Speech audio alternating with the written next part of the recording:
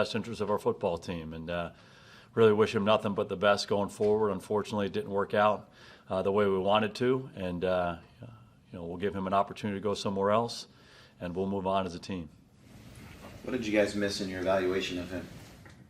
I don't want to go too deep into this. We made the decision yesterday, again, in the best interest of our team, and our focus is on the Dolphins.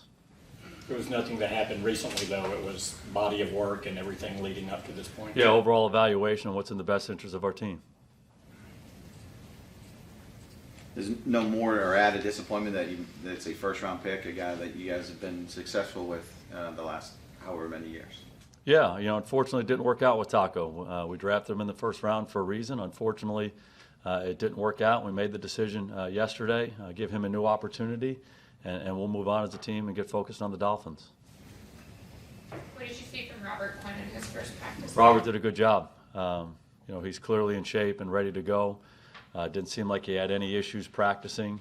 Handled the conditioning part of it well. Seemed like his hand, he handled that well, wasn't an issue. So, we'll continue to practice him this week and see his availability and his role for the game on Sunday. Is he in a different spot than Lawrence and Crawford and Byron Jones when they were coming back from their deals because they had no offseason? He at least had an offseason in parts of training camp in terms of how much you'd want to play him early. I think that's a fair assessment. Again, he hasn't, played a lot of football for us recently, but he was part of the off-season program, did a very good job there, did a very good job in the early portion of training camp. And he's in shape and he's ready and had a good practice yesterday. So we'll evaluate him today and tomorrow and just see what his role is and how many reps we want to give him during the game. But I did a good job in yesterday's practice. Crawford do anything today? Don't anticipate him doing anything today. And Hayvon Austin, is he still in concussion protocol? Still in concussion protocol, yes. He's doing better, though.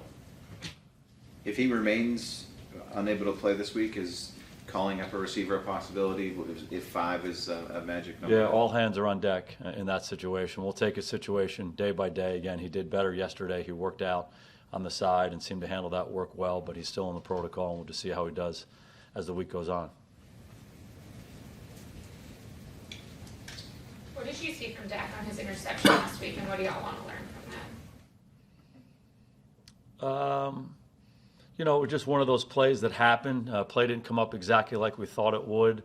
There was some pressure inside that he had to avoid, and he and Randall were just trying to make a play, and he threw the ball a little bit wide of Randall. Randall would tell you I should have made that play, and unfortunately it didn't work out for us. So those guys will be in those situations.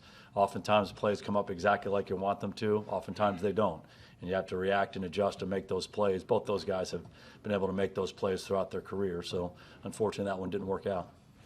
Are there any dangers of playing a team 0-2 that's obviously struggling? Do you have to say anything like to keep the motivation high, not to take the foot off the gas? Yeah, I think the biggest thing is we go back to what we try to preach every day. The focus is on us and preparing and playing with an edge and preparing and playing to the highest standards. And that's what we try to preach to our guys each and every day in everything that we do, and that's not going to change. It's about us. It's more about us than it is about the opponent every week, regardless of where they are.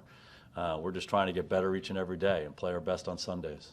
How does all their moves impact how you guys scout them? I mean, it doesn't seem like you can go very far back to scout tendencies and things that they do. Yeah, you just try your best to understand who they are and what those evaluations are.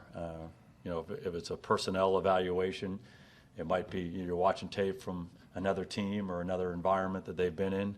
But again, you have the information that you have, and you try your best to respond accordingly. A lot of players praise Chris Richard. I spoke with Darian Thompson yesterday, and he said that heart condition is something that the defense is based off of, and that no one is a better example of that than Richard. Can you just talk about, from a coaching standpoint, the impact he's had on the secondary and what makes him so effective? Yeah, he's just a really good football coach. He's had a really positive impact on our team since he got here. He's very good coaching individual players, coaching their technique. He's very good in coaching the scheme, putting it all together. He's very good coaching guys, motivationally and inspirationally to be their best. He instills confidence in guys. He gives them tools to play at their highest level. We have a number of examples of guys who have played their best football under him. I think he and Rod work really well together. They're cut from the same cloth. They have the same DNA about what they think is important in football, and that's what we try to emphasize to our whole team. And certainly we want to do that on the defensive side of the ball, and Chris has had a big impact on that. How have you seen Chidobe Awuzie develop in your time? He just gets better and better the more he plays. He has all the tools. We saw that coming out of school. He was someone who played a lot of different positions in college and had the physical traits to do that. And we felt like he was an instinctive guy, and we put him out of corner and just wanted to see him play. And the more he plays, the better he gets, the more confident he plays, the more he pounces on situations. It's a challenging position, and you learn as you go. But he goes about it the right way. He's a tremendous practice player and really plays well in the games and builds on the positive things that happen and learns from the things that don't go his way. So his approach is outstanding, and we're really lucky to have him. What's the level of trust you guys have in Darian Thompson if he needs to play an expanded role for the first time? Yeah, Darian's done a good job for us. Experienced player. I think the thing you like about him most is how smart he is, how well he communicates, his understanding of our defense, and he really has taken a decisive role back there with the guys, getting guys lined up and helping us make the right kind of adjustments. So that position is kind of like a quarterback position on the back end of the defense. He's really handled that stuff well. So we have a lot of confidence in him. You guys have been able to string together a bunch of scoring drives in a row in the first 2 games, but also there's been slow starts. Are there certain things you can focus in on to try and improve that? Yeah, I just want to play better at the outset of the game. And, so much of those early drives come down to converting a third down. If you make a throw and make a catch, in those situations, those drives get going. And, unfortunately, we haven't been able to do that, but I think our guys have responded well as the game has gone on. What's the plan for the 2 Woods today? Xavier Woods, we don't anticipate him practicing today, and Antoine Woods, we don't anticipate him practicing. Each of those guys is getting better, and hopefully, they'll improve as the week goes on. Donovan Wilson is a lot of the plays, ball hawking plays that he made in preseason. A lot of times when you get these takeaways, there's kind of that risk reward. And is he one that can be a ball hawk within the parameters of the defense, or is he kind of out there and you got to pull him back? No, absolutely. I think you described that well. I mean, he's someone who plays the defense the right way and then goes and gets the ball. And you saw him make a lot of plays on the ball, punching them out or picking up fumbles in practice.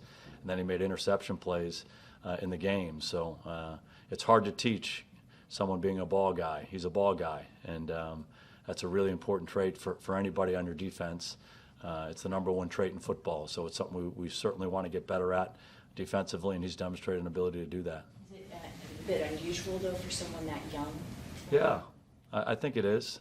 And so much of it has to do with, maybe confidence to be able to go make those plays and cut it loose. Sometimes you're so concerned about getting where I need to be and making sure I get to my landmark, and you forget about playing. And in the limited time that he's played for us, he's demonstrated an ability to do both. What have you seen from Tristan Hill in practice since not being inactive the first 2 games and just his overall approach? Yeah, he's responded well. He works very hard in practice. He's getting better. He's a very competitive practice player, and I think he's understanding more and more what we want our defensive linemen to do. So no sulking or No, anything? responded the right way, absolutely. Witten has 2 touchdowns in 2 games. What are the benefits of having a bigger bodied guy down there in the red zone like him for your quarterback? Yeah, it certainly helps. Again, you want to attack defenses a lot of different ways. It starts with run and pass down there, and then hopefully you can get some matchups all across the board. And, with the receivers outside, certainly with the tight ends, and having a physical presence against maybe a smaller defender certainly helps. If you can get your backs involved, I think those are all positive things. Does he have we talk about his speed and how well he moves and things like that. Does he have a short area quickness that people don't maybe have an awareness of?